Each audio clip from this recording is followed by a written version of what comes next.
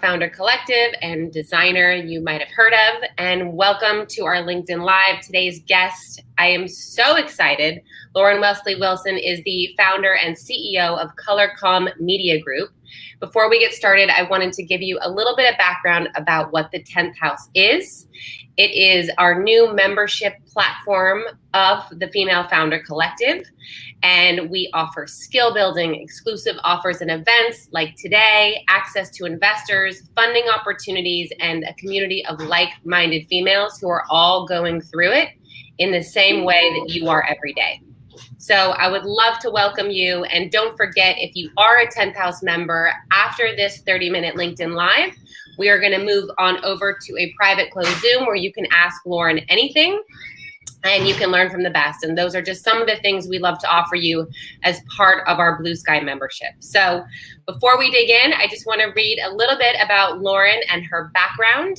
She is an award-winning diversity and inclusion strategist. She currently serves as founder and CEO of ColorComm Media Group, ColorComm Inc., and ColorComm Search. That is like mind-blowing. She could oversee that many things and still show up and have a smile on her face today.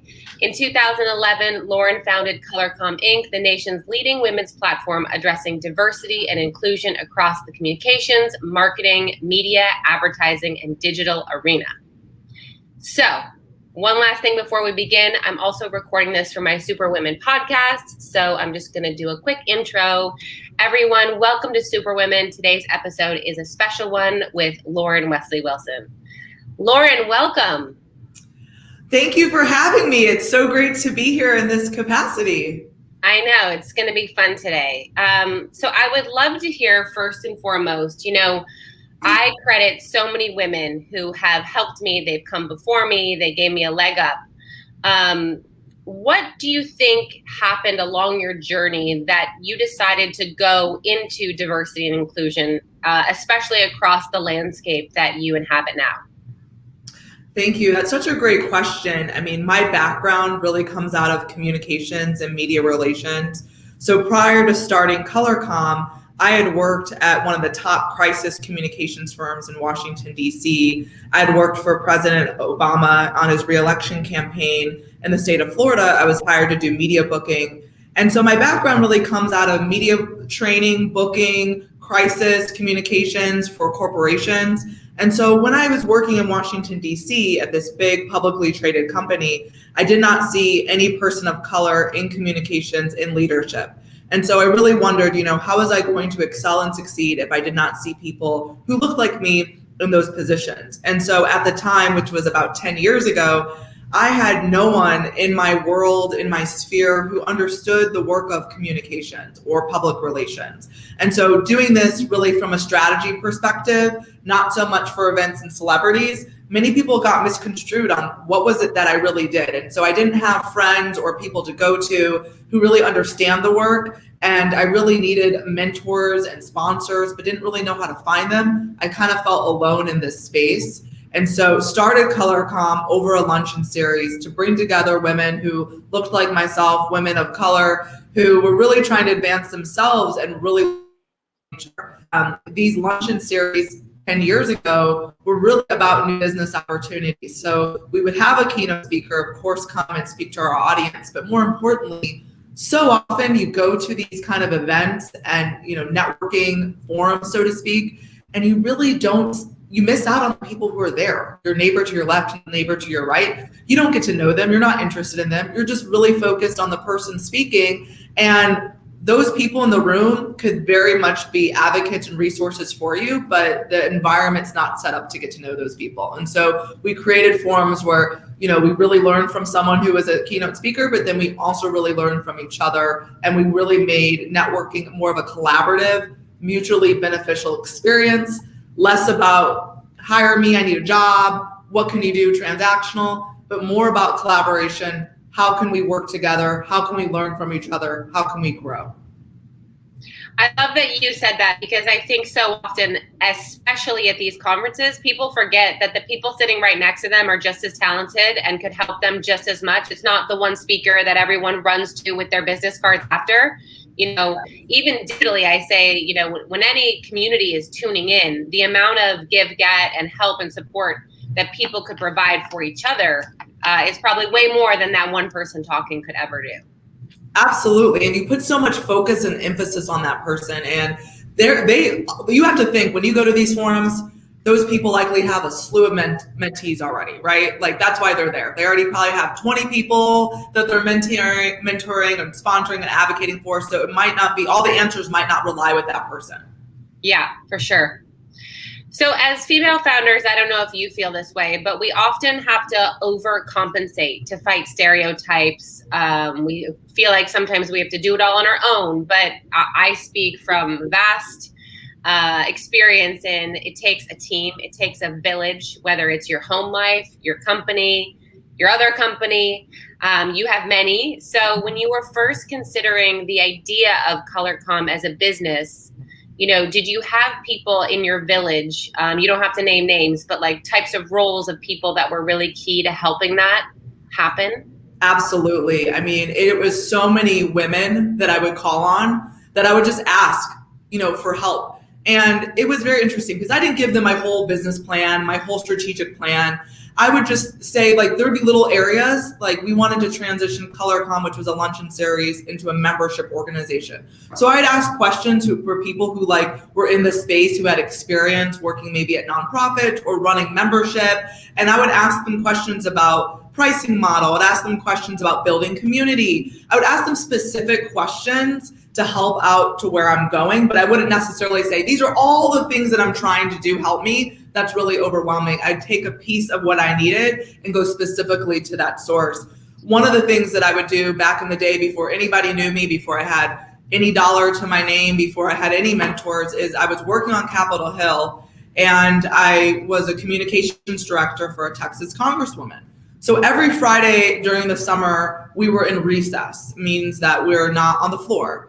And as the summer progresses, the congressional, it just winds down a little bit, headed towards August recess. So every Friday, I would go to this small business forum called SCORE, and I would have them review my business plan, and it would be people who were consultants, people in accounting, people who are in the business and in corporate, reviewing my plan and looking it over and providing strategic advice and pushing back and saying, well, I don't know if it's going to work if you do this. Have you tried thinking this way? What's your demographic? They would challenge me on the questions that I didn't necessarily have, and they'd have me thinking about my business. And so that was really one, avenue. And then my mother was very, very a helpful resource because she owned an ad agency, partnered on with a Caucasian man, and owned an ad agency in St. Louis and in Chicago, and was very, very successful in that space. So she was a huge resource to, helping me think thoroughly about the operations that you need in place to run a business.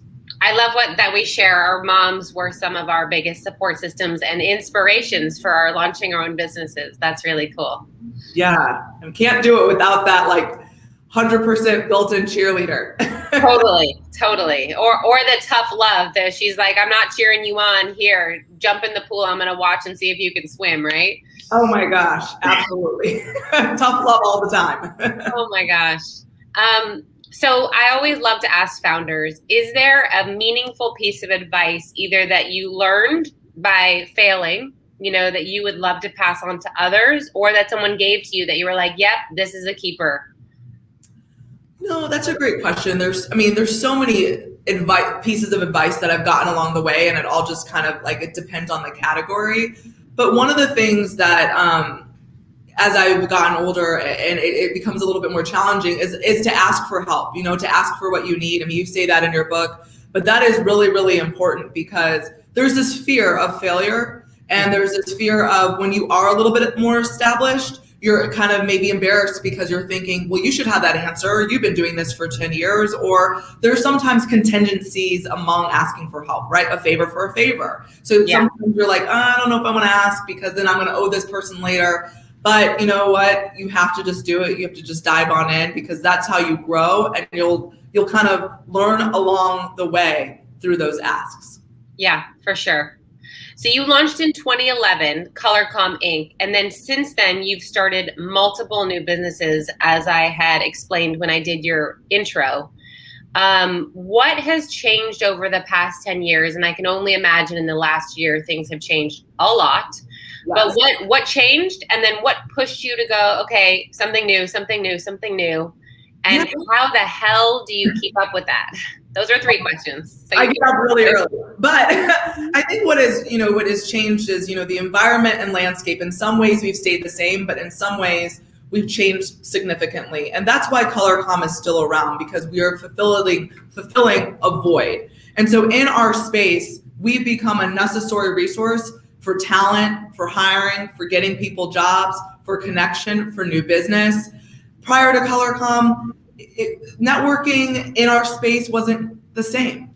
I mean, now we are across age, across industry, across demographic. So we were really allowing to bring more people, more resources, more knowledge to the table as it relates to our ColorComm community, our membership base, as it relates to hiring diverse, smart talent. I believe we are about quality over quantity. Big numbers are fantastic, but if you don't have the right people in the room, does it really matter? So that's kind of where we are and where we've shifted. We've evolved with the times, we've caught up. One of the things that I would say as a team, what we do really well is we listen.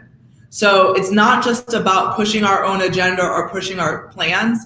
We have to be flexible to our plans changing, because we really need to listen to our stakeholders, our audiences, our members, those who are in our community, telling us what they need to be better connected to the community. Listening is so key. And then this past, in this year, marking our 10th anniversary, we launched a platform called ColorComm Search, which is a recruiting jobs platform for multicultural talent in the business of communications, marketing, advertising, and digital. You can go on to colorcommsearch.com, and there are hundreds and thousands of open roles from companies who are prioritizing inclusion in the workplace. So they're saying, we want a more inclusive environment. We want to have diverse talent on our teams.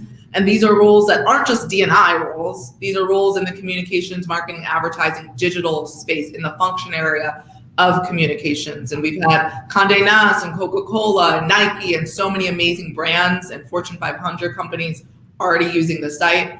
That has been such a game changer, because we were already doing this in a smaller way. We were having a weekly newsletter. We were letting people know about jobs.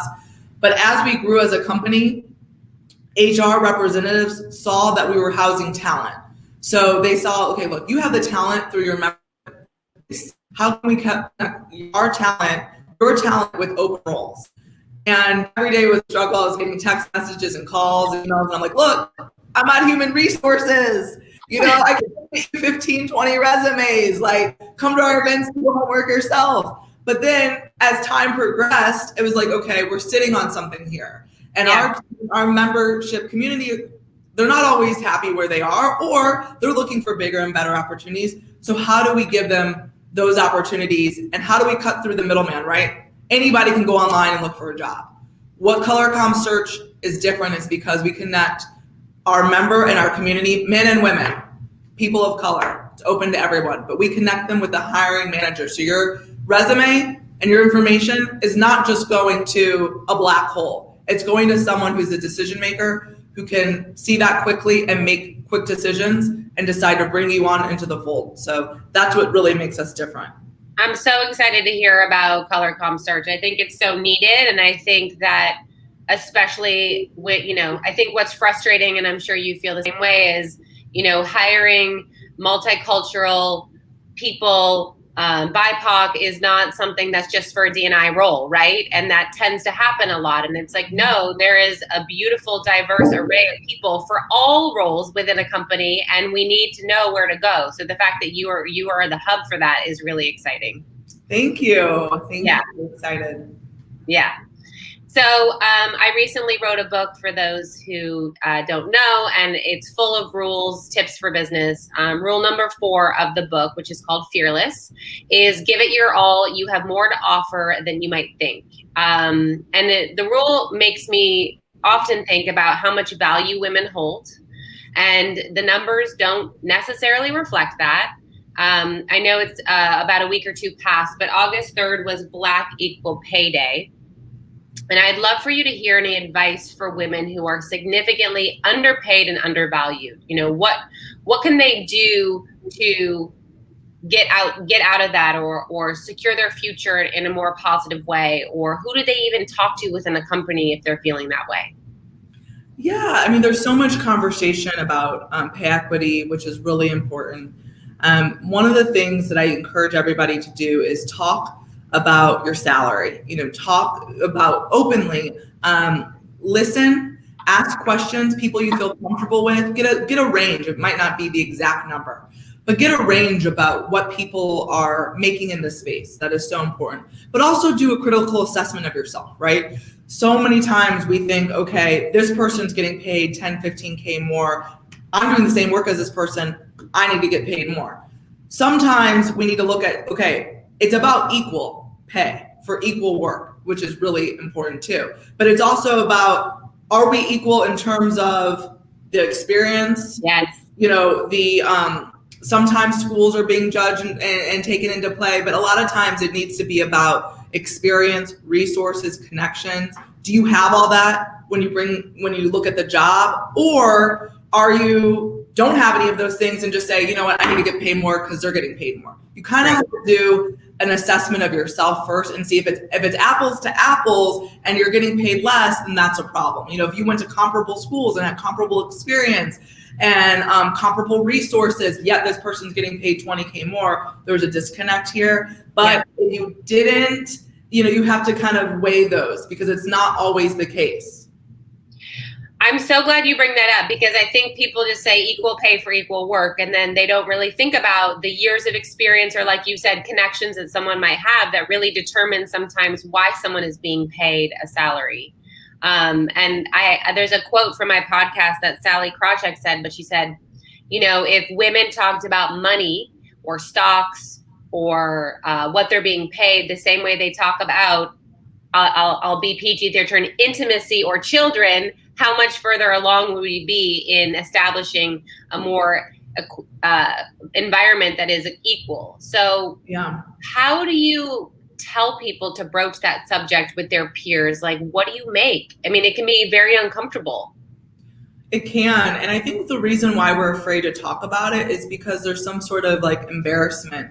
We're afraid to be getting paid less than our counterpart. Or we're afraid that there's emotion tied to it, right? So it's like, why am I undervalued here?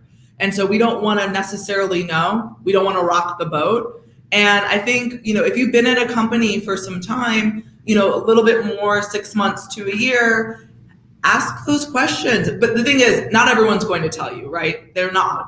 So you need to kind of broach it carefully and strategically. And it doesn't always have to be at a position in which you feel undervalued, right? You can feel very valued. You could actually be making more. Right. And that information can help guide you to say, you know what? I didn't know that I was the one actually making more than this person over here. I'm actually doing better than I thought. Those are the things that can help inform you to make better decisions about where you work, about being valued, about moving on up. But oftentimes when you do ask for a raise, it's not going to be, well, Bob over here makes more, so I should be making more. Yeah. You always have to make the case for yourself, because Bob may have came in and negotiated more, and you might have under negotiated yourself. So that's something to think about too. Did you start off in that role a little bit lower than the market value? So it's not the corporation's job to say, we're going to pay you at value or pay you more. It's your job to know what those numbers are and to ask for as much as you think is appropriate that you think you can get.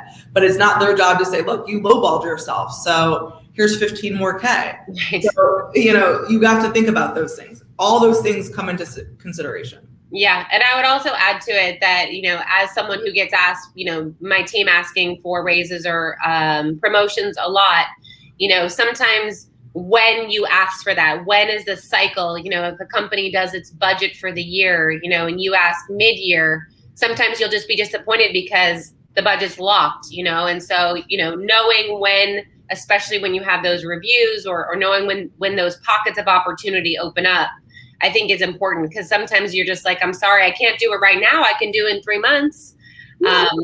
And knowing the timing of that, I think, is key. It's so key. I mean, don't be asking for a raise towards the end of the year. Not going to happen. Right. Or don't be asking for a raise when your company, shrunk by 50% in sales. No, that's not going to happen either. Yeah, exactly. The 3-month waiting time isn't bad, because, what are you going to get a job faster than that? Maybe, maybe not. Right. And it's still showing that your company's willing to work with you. Yeah. I love that. So what would you say from the employer side, people can do to create a more inclusive workplace with purpose? I know for me, someone pointed out, if you say hi to one person in the elevator, not the others, that's showing, and it's showing the other people you don't care. Or if you are chummier with the people that you work with very closely every day, which will naturally happen, and then you never bother to ask the person that you don't work with every day, how are you? How are you doing? It can feel unequal in terms of preferential treatment. And so I try to be very mindful of that. But what else can employers do to do that, to feel more equal and with purpose, more inclusive? Sorry. That's a great question. I mean, sometimes employers can feel like you're damned if you do, you're damned if you don't, right? Like, you're not always thinking top of mind, but it is our job to be, have that neutral boundary experience and to be inclusive and to listen, of course.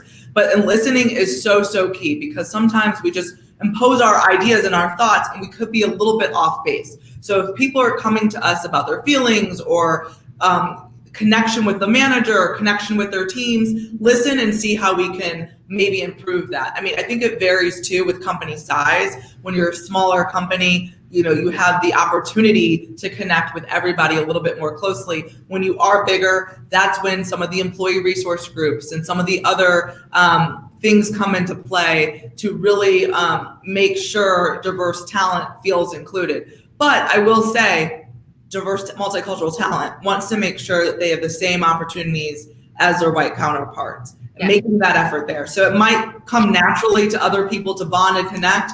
And that's where it might take some effort on an employee's side and an employer's side to bond and connect with other people. But making sure you have the resources and tools to advance at the same speed as counterparts who don't look like you. That's really what it comes down to, because you can really give us, employee resource groups and opportunities to do panels and internal things all day long, but that's not going to matter if you don't feel like you're included in other areas where you see your counterparts included. Totally. I love that. So you're running a media empire and you're launching new businesses. What are the components of the business that you laser focus on when you're launching a new product or service, just so that people can understand, what's the magic in launching a new product or even a new vertical or a new arm of ColorComm? Yeah, that's a great question. I mean, really do your homework and your research, because you can launch new things all day long, but make sure that you're launching something that's fulfilling a void that people need. People have come to you and saying, if only you had this would make my life easier, or this would make our company easier. For 4 years, we were doing a jobs newsletter every Friday where people were paying $200 and $300 to post jobs. Okay, we could only host so many jobs. People, company and HR professionals were coming to us and say, this would make this a lot easier for us if we had a search capability to search for roles in New York, DC, Miami, and all of them came down and we had a place to house hundreds of jobs a day versus waiting around for your newsletter once a week. McDonald's came to us and said, over the summer last year, we hired 3 new roles from your jobs newsletter. Imagine if you had a website that we can even capitalize and connect even more and reach more people. So make sure that you're listening. And that's one of the things that we did. We listened, we did our research, we did our homework, we understood our competitors in the space, and we galvanized the resources to be able to do this successfully. It wasn't something that was able to do overnight, right? Just because somebody says they want something or you have things in your ears, you have to really make a plan and do your homework. And this was a 6 months, almost a year endeavor that we took on. Wow. So that's really what's important. Yeah, I'm happy to hear you say it took a while, because I think we're in this age of instant gratification where you just click all this and you go, oh, my career should be that way. my next product launch should happen overnight, but a year is a good amount of time. And to launch something well and thoughtfully, and anything you do takes time, especially within business. So anything you do. And I think to your point, in this business, people don't actually tell you the truth on how long time things take. They make it sound like, yeah, this just took 6 months, but what the plans were in place for a year, or you've been having these conversations with these business partners for a year, or you've had these relationships with these brands for a really long time. So when you start to do something, of course, this brand is sponsoring you within 30 days. Right. Because they've known you for 9 years. People don't give you the backstory on what it takes to get to where you are. They just tell you like the final information. So if you're coming up, you think, oh, okay, if I need a sponsor, if I need a brand, or if I need an endorsement, I only need 30 days because it took her 30 days. No, it took her 9 years and 30 days. Yes. It's taken me 16 years and however many days, 16 years and 6 months to get some of the things I need. So there you go. That's why it happens very fast. Exactly.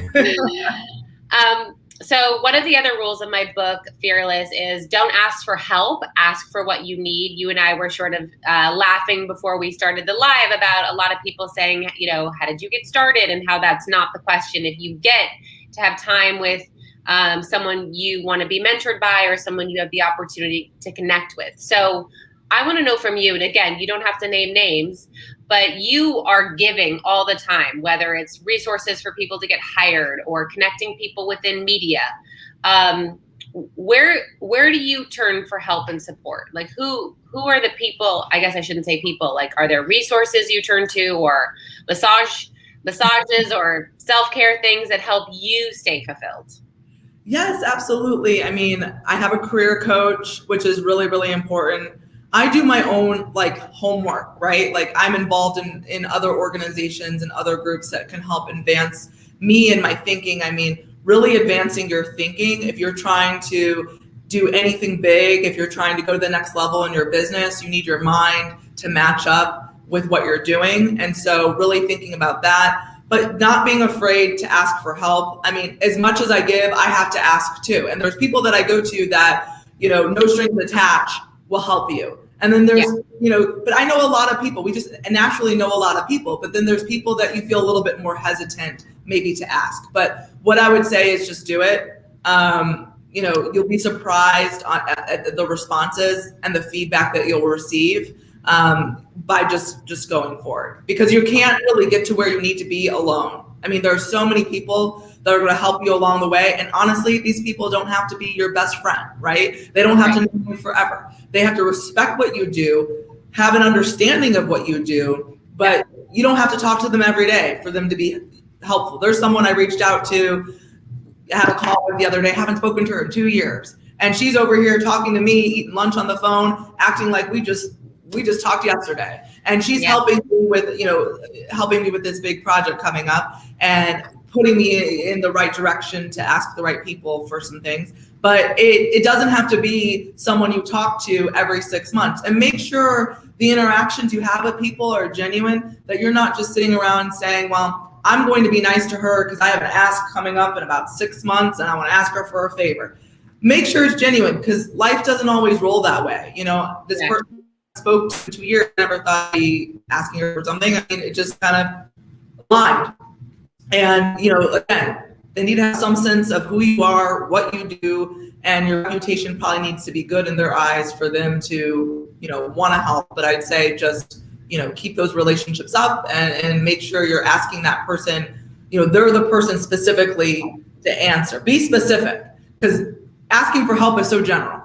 Be specific. I'm looking to connect with X. Can you make an introduction? I'm looking for this brand partner. You've worked with them before? I noticed you worked with this brand. Who have you worked with on the team? Have they been helpful? What is the lead time? I mean, be specific. Yeah, I can't underline what you're saying enough. Be specific. I always say, what leather vendor do you need? Where do you want to get hardware? How do you get into a showroom? all the things that are so key to starting a business. And the more specific you can get, the more laser the answer. And all the general stuff you can Google about people. You can listen to their podcasts. You can find out all the articles where they've said all the stories. So before we go, because I don't want to make you late to the exclusive AMA that we're hosting on the 10th house. If you have gotten your RSVP, I encourage you to head over there in a minute. On the human side, I love knowing kind of like you're the badass businesswoman, but what would people be surprised to know about you? People would probably be surprised that I'm like a huge homebody. I'm out all the time. I love staying at home and just like watching movies and just hanging out. I also am a cyclist. I cycle outside. I don't like the indoor. I won't drop any names, but I won't drop any brands. But I don't do the indoor bike. Okay, I like to do nature. Fair. I like to cycle for miles and miles and miles and get lost in my thoughts. And that's something that I truly, truly enjoy. And I think people will be surprised to know about that. And I cook. People don't think I cook. They think I just heat something up in the microwave and call it a day. The only meal I purchase is lunch, but I like to cook. So that is a fun fact. Well, I know what we're doing when we actually get to meet face to face. We're going to cook or we're going to go for a bike ride because I love those things too. Good. Can't wait. Thank you so much for joining me today. And for everyone tuning in, head on over to the 10th house. You get to ask Lauren anything. You get this intimate time with her. So again, if you want to become a member or find out more about the 10th house, you can visit our website, femalefoundercollective.com, or on Instagram at the Female Founder Collective. And thank you so much, everybody. And thank you so much, Lauren. It was great to speak to you. Thank you. Thank you. I'll see you over at the 10th house. Okay, bye. Bye.